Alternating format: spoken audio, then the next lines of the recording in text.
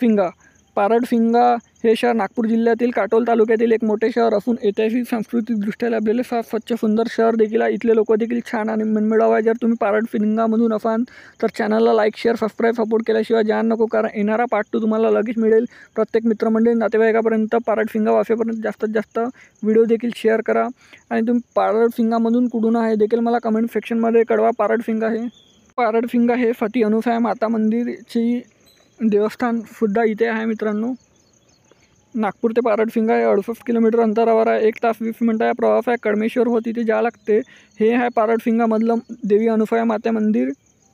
ह्या अनुसूया माता कमेंट सेक्शनमध्ये जय अनुसूया माता लिहायला विसरू नका।